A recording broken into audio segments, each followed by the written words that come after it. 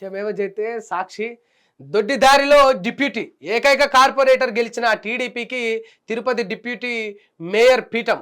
సంఖ్యాబలం లేకున్న దాడులు దౌర్జన్యాలతో పదవిని లాక్కున్న కూటమి ప్రభుత్వం.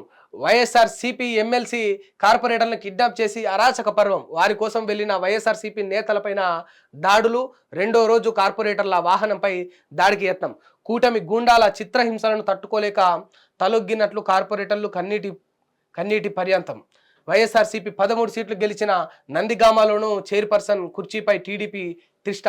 రాష్ట్ర వ్యాప్తంగా 3 చోట్ల ఎన్నికలు మరోసారి వాయిదా. ఒక్క సీటు గెలవని చోట కూడా బెదిరిస్తూ కుర్చీలో పాగా వేసే ఎత్తుగడలు. పిడుగు రాళ్ళు పాలకొండలో కోరం లేక తూనీలో ఉద్రిక్తతతో ఆగిన ప్రక్రియ.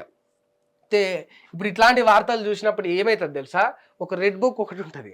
ఆ రెడ్ బుక్ నువ్వు లోకేష్ గారు ఏం చేస్తారంటే మెల్లగా వాళ్ళ కొడుకుంటాడు, పిలిచి నాన్న ఇది పక్కకి తీసుకొని ఆడుకోపో బేట అంటాడు.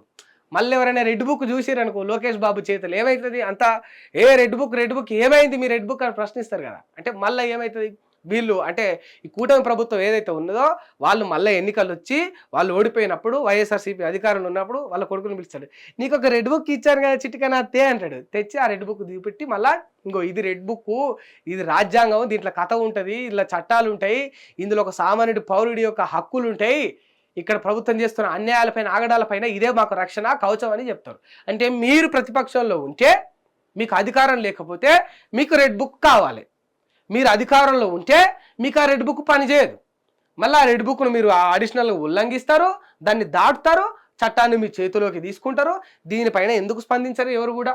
ఒక ఎమ్మెల్యే ఎందుకు స్పందించాడు?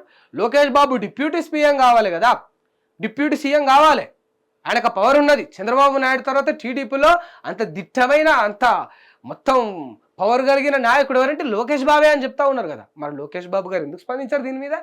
Is this right? ఇట్లా చేయొచ్చురా?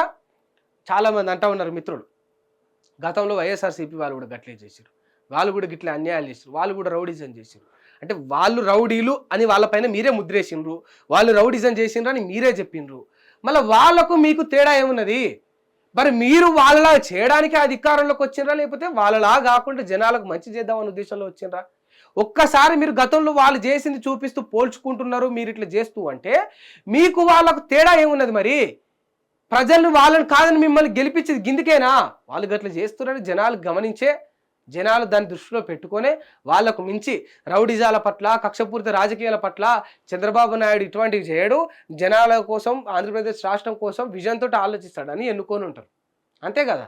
లేకపోతే మా జగనన్న మాదిరే మొత్తం మాసుగా చేస్తాడు చంద్రబాబు నాయుడు, ఇరగదీస్తాడు, కొట్లాడతాడు, వయసుతో సంబంధం లేదు, మొత్తం మీసాలు వెళ్ళేస్తాడు అనుకొని గెలిపించినారు కాదు కదా. ఇంకా రాజధాని లేదని బాధపడతా ఉన్నారు ఆంధ్ర బిడ్డలంతా కూడా. ఇంకా కూడా డెవలప్మెంట్ లేదు. తెలంగాణకు పోతే చిన్న చూపు చూస్తూ ఉన్నారు.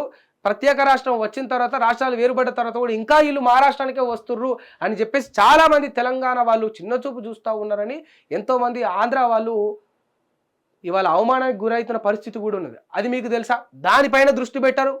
ఐటీ కంపెనీలు దేరు. జగన్మోహన్ రెడ్డి ఏం తెచ్చిండు? ఎల్లిపాయల కంపెనీ, పల్లీల పొట్టు తీసే మిషన్లు తీసుకొచ్చిండని అసెంబ్లీ సాక్షిగా అవహేళన చేస్తారు కదా. మరి చంద్రబాబు నాయుడు గారు దావోస్కు పోయి ఎన్ని పెట్టుబడులు తెచ్చిండ్రు? ఏం చేసిరు ఆంధ్రప్రదేశ్ రాష్ట్రానికి? అక్కడ నిరుద్యోగుల కోసం ఏం చేసిరు? దానిపైన ఉండదు మనకు.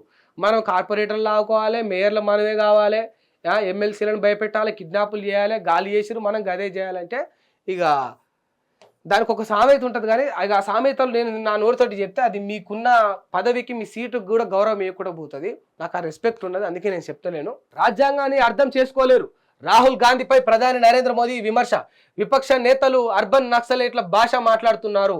తప్పుడు హామీలతో ప్రజల్ని మభ్యపెట్టడం మాకు తెలీదు. ప్రజల సొమ్ముతో అద్దాల మేడ నిర్మించుకోలేదు. పేదలకు ఇల్లు నిర్మించి ఇచ్చాం. రాష్ట్రపతి ప్రసంగానికి ధన్యవాదాలు తెలిపే తీర్మానంపై లోక్సభ చర్చకు సమాధానం. జేబుల్లో రాజ్యాంగం పెట్టుకొని తిరిగే వారికి మన దేశంలో ముస్లిం మహిళలు ఎదుర్కొంటున్న కష్టాలు కళ్ళకు కనిపించడం లేదు. మేము ముస్లిం సోదరీమణులకు హక్కులు కల్పించడానికి ట్రిపుల్ తలాక్ చట్టం తెచ్చామని చెప్పేసి నరేంద్ర మోడీ చెప్తా ఉన్నారు. వాస్తవానికి దేశ రాజ్యాంగాన్ని జేబులో పెట్టుకున్నంత మాత్రాన సరిపోదు, అది ఇక్కడ లోకేష్ బాబు గారికి అప్లికేబుల్ అవుతుంది. అయితే ఇప్పుడు మరి ఇది రాహుల్ గాంధీ గారికి అప్లికేబుల్ అవుతుందా కాదా అనే ముందు ఇక్కడ నరేంద్ర మోడీ గారి మాటలు కొన్ని మనం చూడాలి. రాజ్యాంగాన్ని అర్థం చేసుకోలేరు రాహుల్ గాంధీ అని అంటా ఉన్నాడు. రాజ్యాంగాన్ని అర్థం చేసుకోవడం అంటే ఏంటి? అసలు రాజ్యాంగాన్ని చాలామంది నిపుణులు కలిసి 100-200 మంది కలిసి వాళ్ళ యొక్క మేధస్సుతోటి వాళ్ళ యొక్క జ్ఞానంతో పక్క దేశాల యొక్క రాజ్యాంగాలను వాళ్ళ యొక్క చట్టాలను అన్నీ కూడా ఒక దగ్గర గుమిగూడ్చి అతిపెద్ద గొప్ప రాజ్యాంగంగా భారతదేశ రాజ్యాంగాన్ని తయారు చేసిండ్రు. రాజ్యాంగం అర్థం చేసుకునేటోళ్ళు అయితే మరి మీరేం అర్థం చేసుకున్నారో చెప్పుంటారు. మత కల్లోలాలు ఉండని దేశంగా కావాలి. ఈ దేశంలో మత కల్లోలాలు లేవా? ఒక సామాన్యుడు నిజంగా బాగుపడాలి. ఈ దేశంలో నిజంగా సామాన్యులు బాగుపడతా ఉన్నారా? నిజంగా పథకాలపైన ప్రభుత్వాలపైన సామాన్య జనాలు అనే వాళ్ళు ఆధారపడకూడదు. అట్లా ఆధారపడలేని పథకాలను అటువంటి పాలనను ఈ దేశంలో అధికారంలో ఉన్న పార్టీలు కావచ్చు, అధికారంలో ఉన్న వ్యక్తులు కావచ్చు చేస్తూ ఉన్నారా? నిజంగా ఈ దేశంలో కుల వివక్షతకు ఈ యొక్క అన్టచబిలిటీకి గురవుతున్న వాళ్ళు దాన్ని ఎదుర్కోకుండా మంచిగా అంటే వాళ్ళ యొక్క జీవితాన్ని మంచిగా లీడ్ చేసుకోగలగాలి. నిజంగా అది సాగుతూ ఉన్నదా? ఒక కులం కాని వాళ్ళు ఇంకో కులాన్ని పెళ్లి చేసుకున్నారంటే తల నరికి చేతిలో పెడతా ఉన్నారు. అసలు హీనమైన పరిస్థితులు ఇవాళ దేశం ఉన్నది. రాజ్యాంగాన్ని మీరే అర్థం చేసుకున్నారు. మహిళలకు భద్రత లేదు. రాజ్యాంగాన్ని మీరేం అర్థం చేసుకున్నారు? 70 ఏళ్ల స్వతంత్ర భారతదేశంలో ఎన్ని తీర్చిదిద్దిండ్రు? ఒక్క రాహుల్ గాంధీ ఒక్క కాంగ్రెస్ పార్టీయే కాదు కదా. అందులో నిజంగా ఎన్నిసార్లు ఎవరు అధికారంలోకి వచ్చిరని పక్కన పెడితే ఒక్కసారి అధికారంలోకి వచ్చినా 10 సార్లు అధికారంలోకి వచ్చినోడు ప్రతి ఒక్కటి బాధ్యత ఉంటుంది. ముఖ్యమంత్రిగా ప్రధానమంత్రిగా బాధ్యతలు తీసుకున్న ప్రతి ఒక్కటి బాధ్యత ఉంటుంది. ఈ దేశంలో జరిగే ప్రతి తప్పు పైన ప్రతి అన్యాయం పైన రాజ్యాంగాన్ని ఎవరు అర్థం చేసుకున్నారు? నిజంగా రాజకీయ నాయకులు అనేటోళ్ళు రాజ్యాంగాన్ని అర్థం చేసుకుంటే ఇక్కడ హత్యలు ఉండవు, మర్డర్లు ఉండవు, పేదవాళ్లకు ఇబ్బందులు ఉండవు, కష్టాలు ఉండవు. రాజ్యాంగంలో కేవలం కులం మాత్రమే ఉండదు, ఓటుకు సంబంధించి కూడా ఉంటుంది. నిజంగా రాజ్యాంగాన్ని అర్థం చేసుకున్న వాళ్ళైతే ఇప్పుడు ఓపెన్గా ఒక మాట మాట్లాడుకుందాం. ఓటును వినియోగించుకోవాలి ప్రతి భారతీయ పౌరుని చెప్పే రాజకీయ నాయకులే తప్ప ఓటును అమ్ముకోవద్దని ఒక రాజకీయ నాయకుడు చెప్తాడా? నిర్భయంగా? శాతగాదది వీళ్ళకు. ఓటును వినియోగించుకోవాలని చెప్పిండ్రే తప్ప ఓటును అమ్ముకోవద్దని చెప్తా ఉన్నారా మీరు? ఎందుకంటే ఓటు కొనేదే మీరు కదా. మీరేం అర్థం చేసుకున్నారు రాజ్యాంగాన్ని? ఇక్కడ రాజ్యాంగాన్ని ఎవరు కూడా పూర్తిగా అర్థం చేసుకోలే.